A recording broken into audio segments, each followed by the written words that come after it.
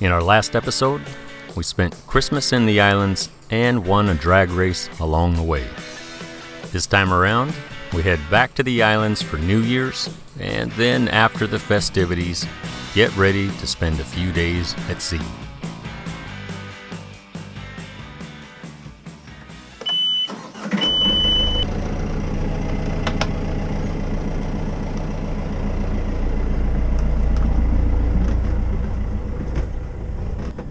Big change of plans today.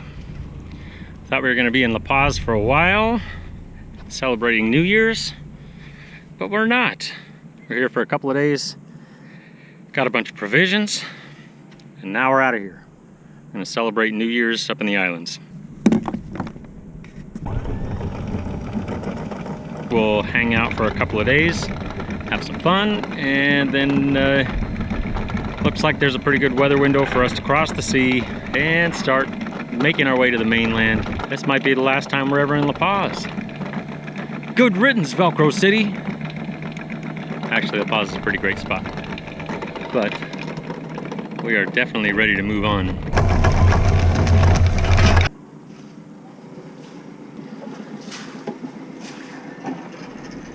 We're out of here.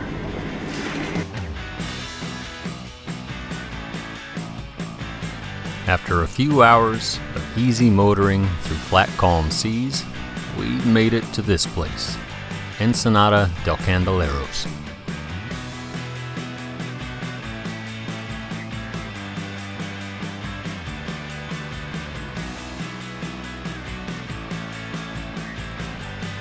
And luckily for us, we made it just in time to join all the fun happening on Free Luff.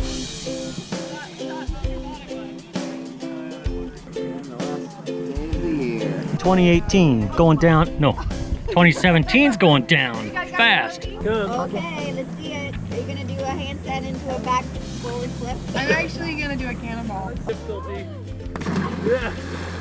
Terrible. That was like a beautiful, 2. Whatever it was.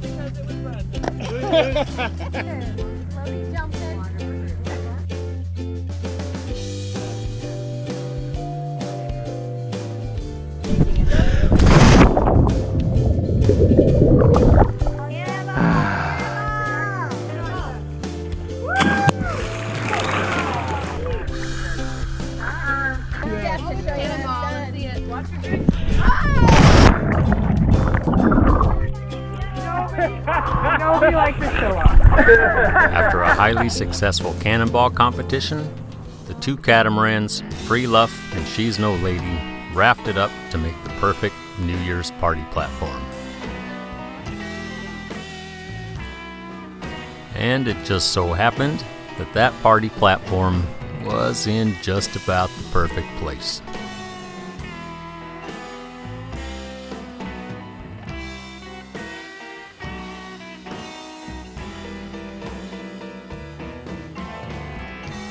And once the sun went down, well, the festivities, they began.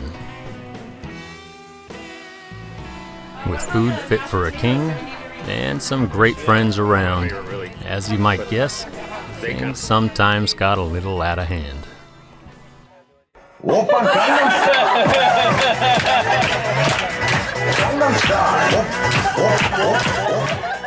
Well, it was a pretty wild night, but we all survived. Happy New Year. It's official. It's 2018. I think everybody's moving a little slow this morning, but we're rallying, pulling it together, and we're going to go for a hike. Going way up there. Ben's in charge officially. Ripple, co-captain, in charge. With Ben in charge, we were off to see the sights. Crabs everywhere. Jellyfish, huh? Yeah. This place is infested with crabs. Look at that big one.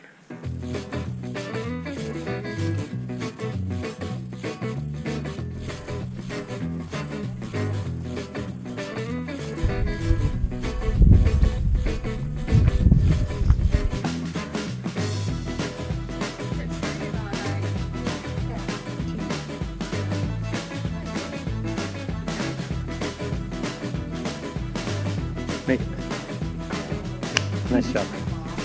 And the view from the top, yep, you guessed it, it's not too shabby. Nice shot, team. But after a few days of fun, it was unfortunately time to go our separate ways. So the next morning, we set sail for the opposite side of the island to get ready to spend a few days at sea.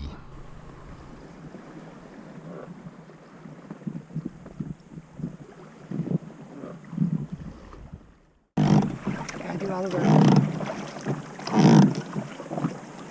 So romantic? It's just the two of us. New Year's is over. Everybody left. Heading across the sea tomorrow, so we have to go for a very long walk today. Yep. If Brenda doesn't get a long walk today, it'll be a miserable time at sea. The caged animal cooped up on that boat. So we're gonna hike across the island. Go for a little swim. It's one of the best beaches on earth is over there. And tomorrow, we'll be out to sea for a few days.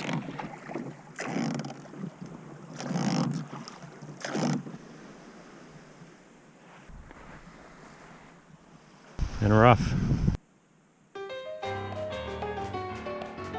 From our floating home sweet home, it's a roughly 4-mile walk across a dusty island to get to the other side. And on that other side, there's what could be the best beach on earth.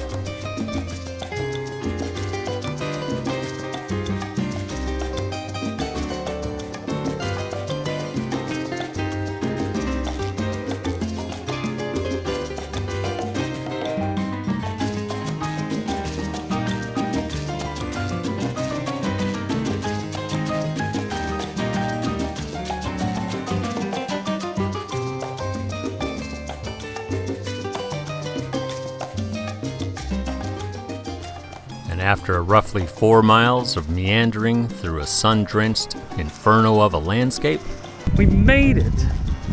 and we had this amazing little slice of paradise all to ourselves.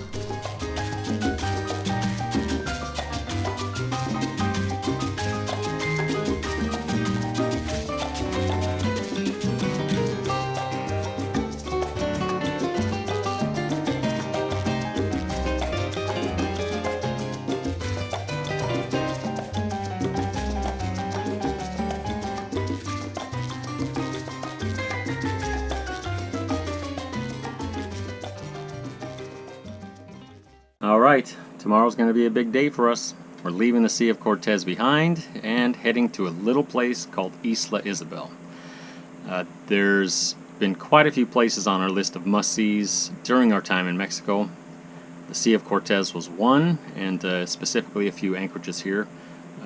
Isla San Francisco was number 1 on my list, and we went there 3 times. I feel pretty good about that.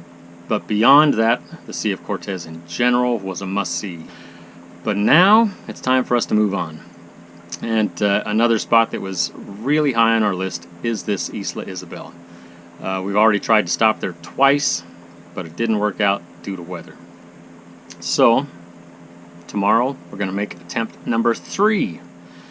For us to get there from where we are now, it's about a 3-day sail, and we're going to leave bright and early tomorrow morning before the sun comes up, which should, in theory, get us to the island in daylight hours. It's basically wide open ocean around the island with no real good protected spots to anchor, so it has to be flat calm for us to stay there. We've got a forecast of about 12 to 15 knots to start out, and then after about 2 days it should be dying out, and then in theory we'll have to motor the last little bit to get to the island, which would be great because that'll give the seas time to flatten out and hopefully allow us to stop there for a couple of days. We'll see how it goes. But for now, we're leaving way too early in the morning.